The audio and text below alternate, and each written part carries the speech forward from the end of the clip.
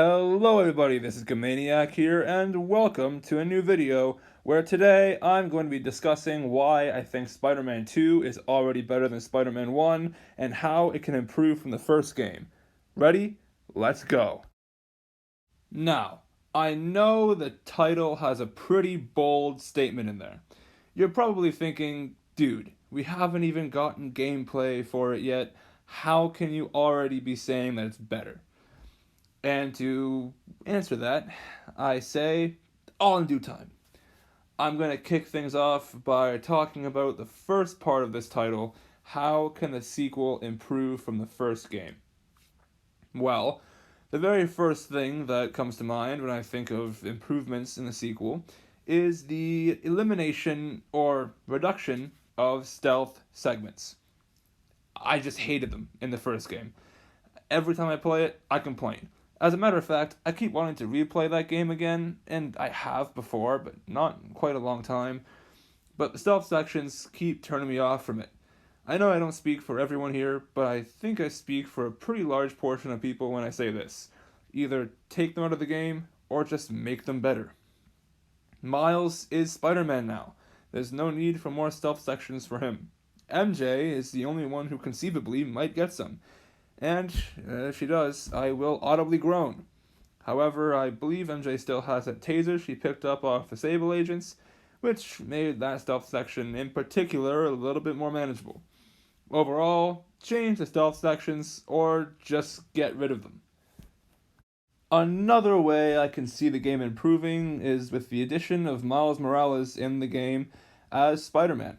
I know it's most likely going to be a two-player mode or something, kind of like Resident Evil 5 with Sheva and Chris. I just hope this AI is better than hers. I put down landmines and she just picked them up again, and I was out of ammo, and as a direct result, I died to the bat creature a solid 30 times. Yeah, just make the AI better, man. Anyways, back to Spider-Man. I think Miles as a fighting partner with AI and the single player mode could be amazing. They should take some notes from God of War Ragnarok, I think, with Kratos and Freya's teamwork, especially in the Gna fight, which honestly is the only time I actually found Freya useful as a companion in that game. Someone could have Peter down, about to strike a deadly blow, and Miles makes the last minute save, just like he did, sort of, in Miles Morales, when he fought Rhino and discovered his Venom powers for the first time. Speaking of Venom, I could see this double team partner thing working really well if we do actually end up fighting Venom, seeing as, canonically, he's a massive individual and would probably take two Spider-Man to really get some good damage going, at least for storytelling purposes. Another way it can benefit, and this might be a little bit questionable, is less villains. Something I've always found remarkable about the 2018 game is the fact that they managed to put the Sinister Six in the final third of the game and not have it feel rushed. Absolutely insane. Now, is that something that we need again? No. Honestly, give us just three villains. Venom is in the game. For this one, I feel like we start off fighting him, but eventually maybe team up with him against the real big bad. I don't know. Could be cool. The second villain, which there's literally no sign of in the game, but I just think it would be awesome to have him in there because he is my favorite Spider-Man villain besides maybe Electro, is Green Goblin. I just love Goblin. Especially after watching No Way Home, it put him in an entirely new vicious light for me, and I just love it. And the third villain, who I'm positive is the voice in the trailer, is Kraven the Hunter. A villain for each third of the game I think could very well benefit this game, instead of just kind of feeling like we're fighting regular street crimes until the Sinister Six, which I know Spider-Man is more of a street tier villain contrary to what Marvel might have you believe. Well, I should say the MCU might have you believe. But it's Spider-Man. He has super strength. I really don't think he's designed to be a street tier superhero. But anyways, regardless, would be cool to have a villain for each third of the game. Back on track we go. quickly, I would just like to talk about the villains of, well, my perceived villains of Spider-Man 2. Ideally, like I said, it will be Kraven, Venom, and Goblin. So, I just want to go over this pretty briefly. Well, what I hope to be briefly anyway. Maybe I'll just ramble, we'll find out. This isn't scripted, so I have time. Kraven. He's here because he wants to fight Spider-Man. And I remember reading a thing a little bit ago that only Spider-Man can actually kill Kraven, so I think it would be a pretty interesting sort of story idea to see if we go this way or not. Will Spider-Man kill Kraven? Will he not kill Kraven? There was a thing where Kraven beat Spider-Man and buried Spider-Man, but Spider-Man was still alive. So maybe they'll like flip roles with that, and Spider-Man will just imprison Kraven somehow, despite not killing him. However, Venom is also in the game, and the symbiote suit, if they choose to go that way, probably wouldn't really have an issue bodying Kraven. Let's be completely honest here, Bully Maguire would solo the entire game. So, I'm not sure if the symbiote suit was actually something that they did in the comics, or if that was just a thing for the movie Spider-Man. But again, if they choose to go this way, and symbiote suit / symbiote Peter, I think it would be a pretty interesting direction and good character development. You know, hypothetically, Spider-Man actually does kill Kraven, and the symbiote eventually goes back to whoever has it in this game, which I think might be Harry Osborn, but maybe we'll be introduced to Eddie Brock. We don't know. But should Spider-Man kill Kraven and the symbiote leaves Spider-Man, Peter now has to deal with the knowledge that, well, technically not him, he did kill someone. And that would be a really interesting plot point. And that would also be a really interesting device to bring in the absolute menace that is Green Goblin. Green Goblin, like, No Way Home. He just pulled up, killed Aunt May, took all of Peter's punches, and then only was defeated with the help of, well, not really. He only lived with the help of Toby's Peter. But, you know, he's a menace. He's a villain, a true villain, not just an antagonist.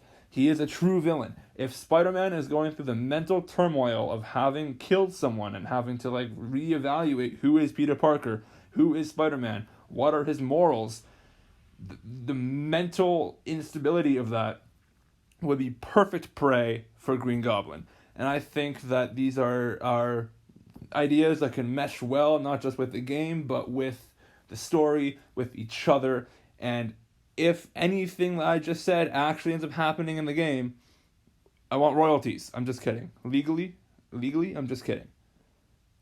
But that would be funny. Now, back onto regularly scheduled programming. I'll stop rambling, and we'll get back into it. Wahoo! And now for the final scripted part of this video. I am probably going to ramble again after this. But this is the part that might have made you click, might have gotten you interested.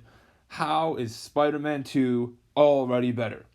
I'm not going to say something like, oh, the graphics are going to be better on PS5. It's true, but of course they are.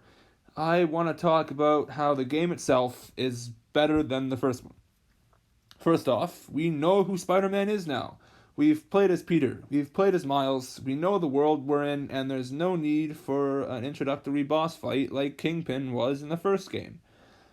Yes, it was a good scene and a good fight with an awesome soundtrack and pretty solid storyline implications, but it was an intro fight.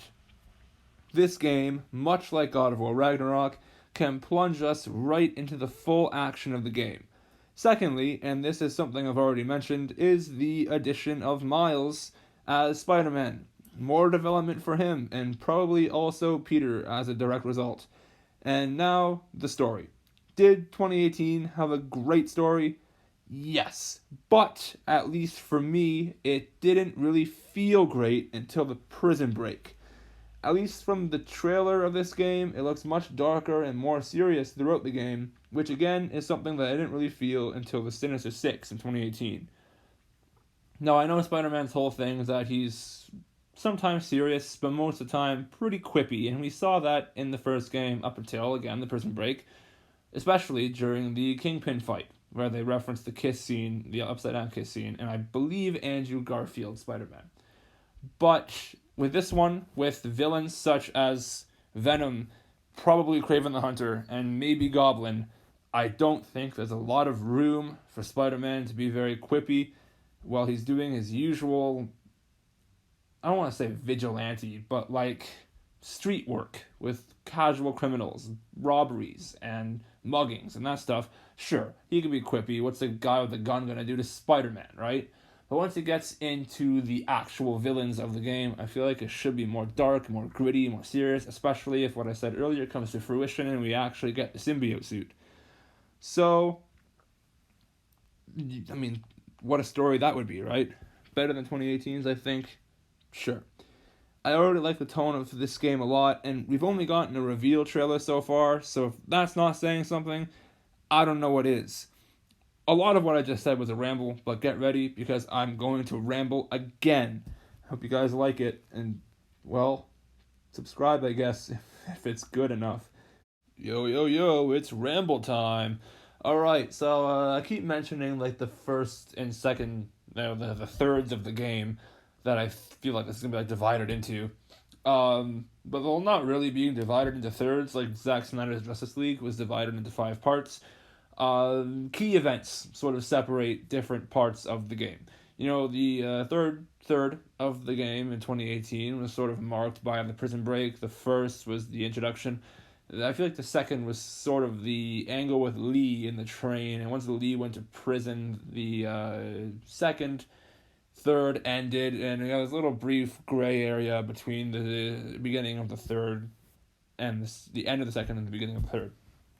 So in this game, I feel like the first third of the game is where we first come up against, or at least have a little bit of an introduction to Kraven the Hunter. And I know that, like, ideally Kraven's like the big bad of the game-ish, sort of, maybe, kind of. And having him in the first section would be sort of weird, but I point you to God of War 2018 and Ragnarok, where the main villain of the game, Baldur, and, well, that's the main villain of the game, and Ragnarok is kind of Odin. But let's just say Thor. Odin and Thor.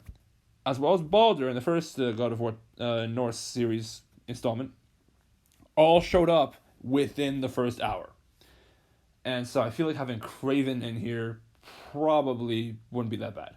We have Kraven, introduction, fight Kraven, something happens, whatever. The second third of the game is where we come into contact with Venom and the Venom symbiote suit, which, again, this is all just playing on my theory from earlier that this might just be how it goes.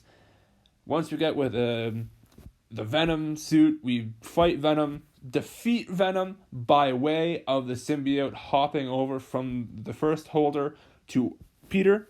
Peter gets that symbiote suit, and then again in the second third of the game, Kraven comes back. This is where Peter and Kraven fight. Kraven is killed by symbiote-infected Peter, and then in that little gray area that I talked about earlier, between the second and third of the game, the symbiote leaves Peter and goes back to the original host, or just, like, leaves and goes somewhere. We don't know. But now Peter knows that he has killed Kraven the Hunter. He killed someone, and he really has to, like, reflect on who he is and what he's doing and why he's doing it. You know, maybe he goes to see Aunt May and Uncle Ben's graves and has, like, a really emotional scene there where he talks about not being good enough to be Spider-Man because he's taken someone's life. And then, because, again, Goblin is a smile on my face right now. I don't know if you can see it or not. If you can see it, Jesus. I don't know if you can hear it or not. There's a smile on my face because Goblin is a menace. And if Goblin shows up anywhere, it will be at Aunt May and Uncle Ben's graves.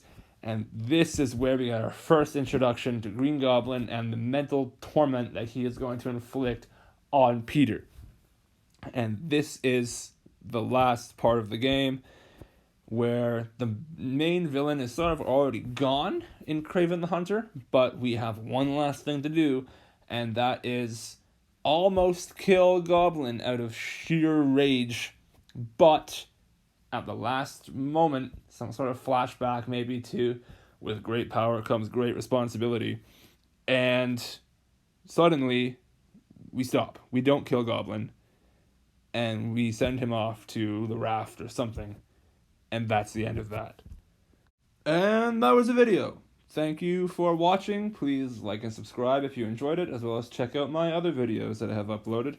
And overall, have a good day. Hope you enjoyed it. Thank you for watching. This was Gamaniac, signing off.